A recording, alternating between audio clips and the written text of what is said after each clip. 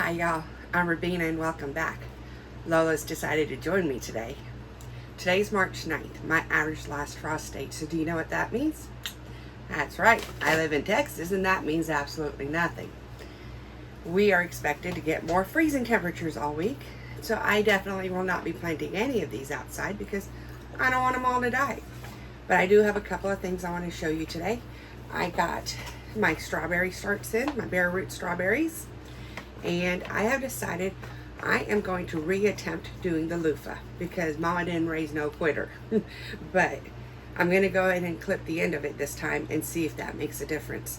And like every other gardener, I am addicted to seeds. So every time I walk into the store and I see a seed packet, I have to get it. So I got 3 more last night and I'm going to start those since it looks like we're going to have at least 10 more days of temperatures where I don't want to put these outside in the ground. I will try to harden them off on my deck, but they're definitely not going in the ground in the next 10 days. So I thought I would have enough time to get these babies started and get them out pretty soon. So Miss Lola, can you get down please? Down please. Come on. Down please. Thank you. So the first thing I want to do is I am going to Lola, get down. The first thing I want to do is I want to pick another loofah seed to start. So let's pull these out again. And like I said, I got these from our local master gardeners. I have no instructions on them. I have no idea how old they are. And I mean, most of them don't look great, but what do I know, right? I thought the last one was going to be perfect and it wasn't. So I think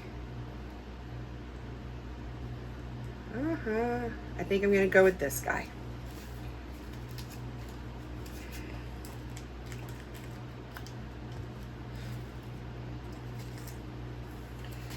So the thing I saw on the internet was you're supposed to snip off the end and that will help with the germination. So I'm going to take this and hopefully not cut myself. Okay. So there's the start of the seed there. Let me get some starting mix ready.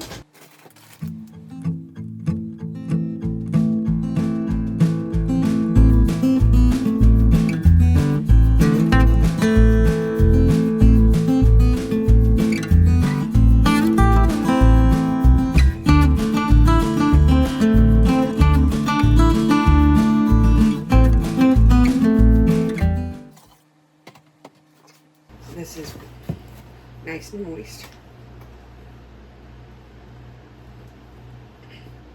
See, it's holding together, but no drippage at all whatsoever. So that's the perfect consistency. So here's a little trick I learned. Because I'm using this bigger pot, it's the smallest one I have. That's not one of the peat pots that I'm going to be selling in. I went ahead and filled the bottom half of this up with regular potting soil. And I went ahead and put some worm castings and some garden tone in there. And that way, when the roots are strong enough and they reach this point in the container, they're going to hit all this good nutrition and it's going to give it another little growth spurt. So that will hopefully make it thrive even better. I'm going to fill the rest of this up with the regular seed starting mix like I did everything else. Pack it down. And move this to the side. Make a little hole for the seed and pop them in there.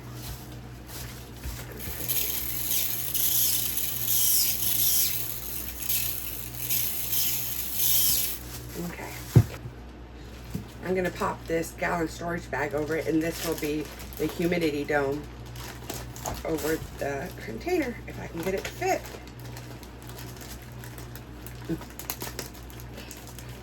Well, it's not pretty, but it works. So this will go on the heat mat and on the grow light until hopefully I see germination this time. And then I'll pop it out off the heat mat and then keep it under the lights until I am ready to move everything outside whenever the weather decides to cooperate. Okay. The next little piece I'm super excited about. I ordered some bareroot strawberries from Park Seeds because when you grow strawberries from seed, they take an entire year before they even start producing blooms. And then your second year, depending on what kind you get, you can either get June berries that produce one crop around June, and that's it for the year, or you can get everbearing where they produce a little bit all year round. And those are the ones I got. These are my, I can't even pronounce it, but they are the Fragaria Eversweet strawberries. And these are an everbearing plant. Normally, when you get your bare roots, you plop them in water for 30 minutes to an hour, and then you plant them up. But since I cannot plant these for the next 10 days, what I am going to do is I'm going to check them out first and see how they came.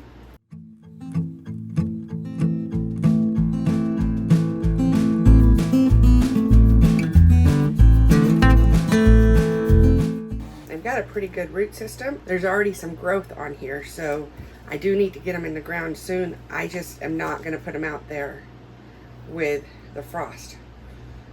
This one has one big tap root. We'll see how this one goes.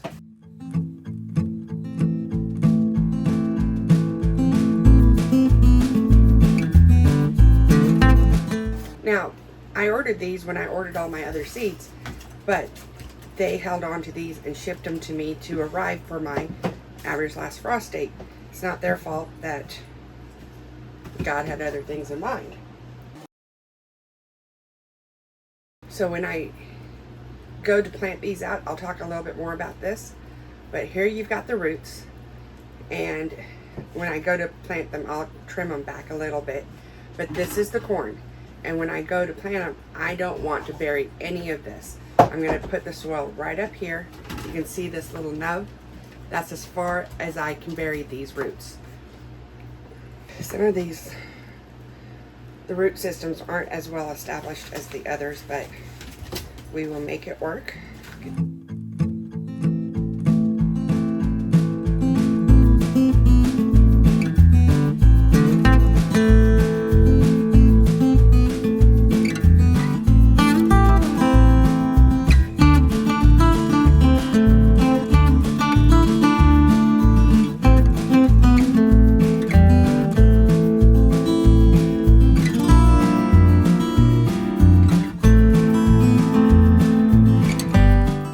I have 26 plants here.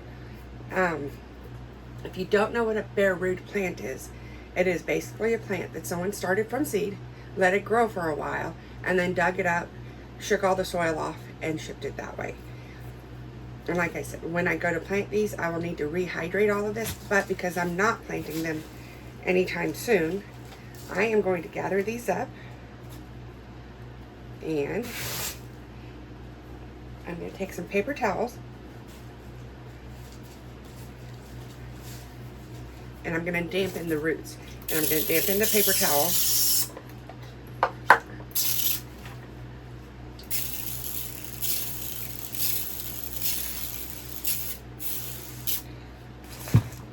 Give them something to drink because they came in the mail, so I think they shipped from Park Seeds on Thursday, and they arrived yesterday, Tuesday. So they've been in the mail for about a week.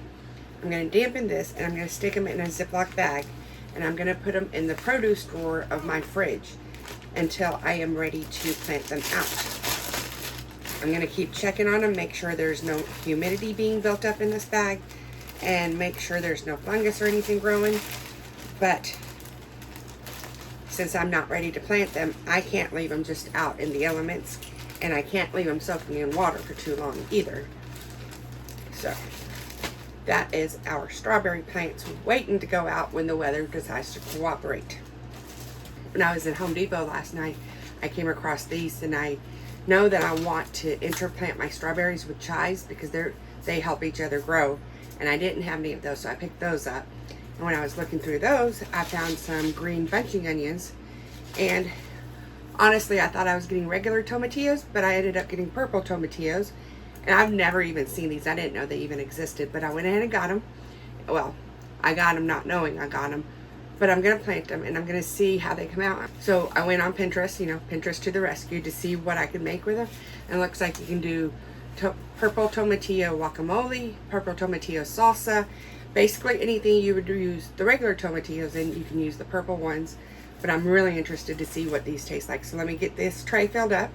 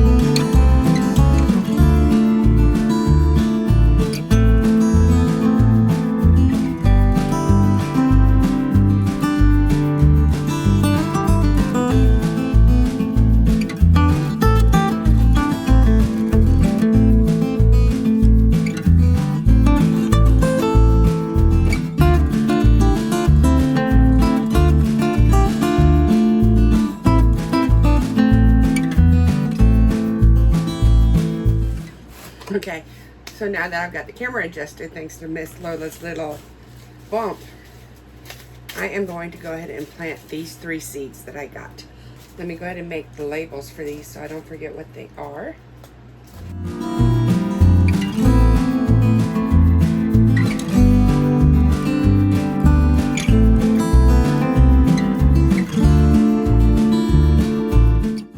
These are the green onions, and it says back here 1/4 to 1/2 inch deep.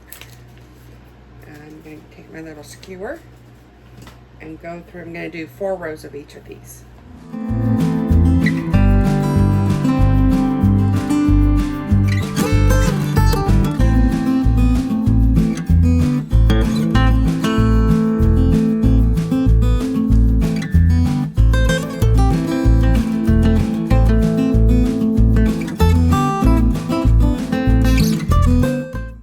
So these are the So Easy variety.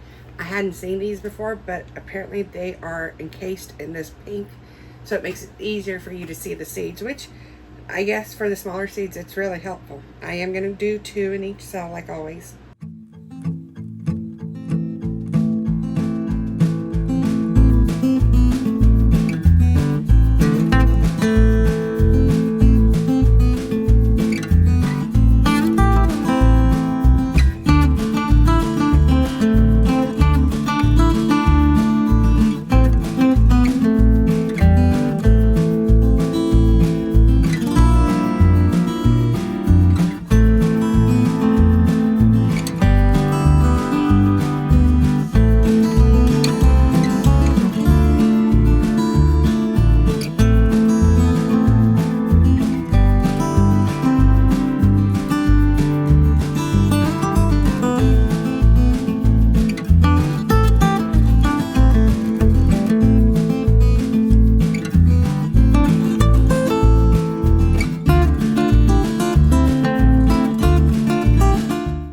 Next ones are the purple tomatillos, and they're also 1/4 inch, but these are teeny tiny, so I'm just going to kind of place them in there and then put the soil back on top.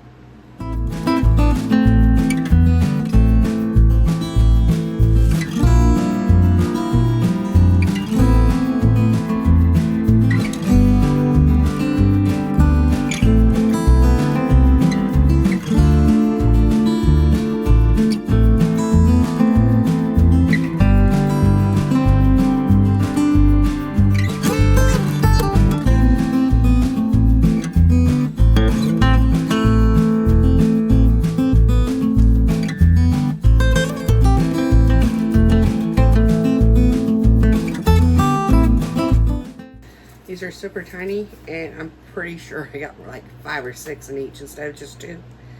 But I will thin them out when the time comes. I don't know if I want to sell these. Would you want to buy these at a farmer's market? I think this is more of something that, unless you know what they are, you're going to buy the produce instead of the plant. So I think I'm just going to plant these and not put them in the sale.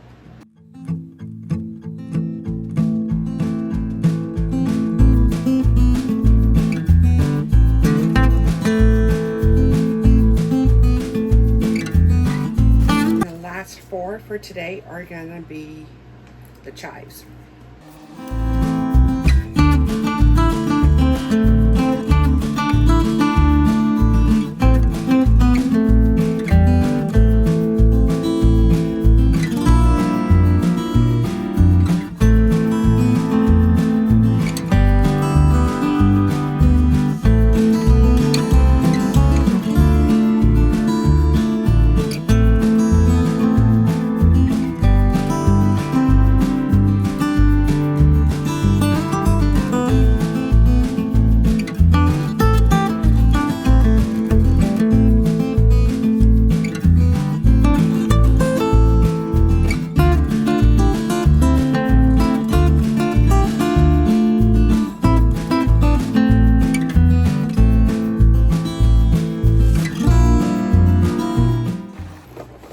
Okay, I'll get this put on the heat mat and under the lights, and we should have germination in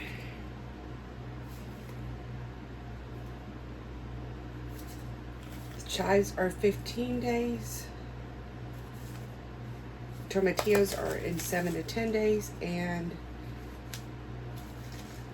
the green onions are 10 to 12 days. So it looks like the tomatillos are going to come up first, then the green onions, and then the chives.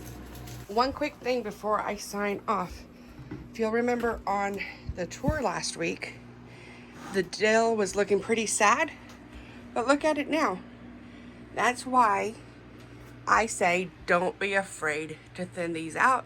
Don't be afraid to handle the roots, because they are all looking so much better than they did just a couple of days ago. Even the rosemary's coming up finally, right there. And the basil's doing great. And I might as well give you an update on the single seed challenge, because look what I've got. I've got a blush tomato coming up. Never underestimate the power of a little seedling. Well, thank y'all for joining me once again. Make sure you're subscribed so you can see me pot these up and see when the Texas weather decides to cooperate with us, so I can plant all of this stuff outside. I had hoped to sell them in our farmer's market this weekend, but there's no way I'm taking tomatoes out in 30-degree weather. They will die before they even come out of the car. So I hope y'all had a great day. Please come back, hit like on this video, and I will see y'all next time. Thanks, y'all. Bye.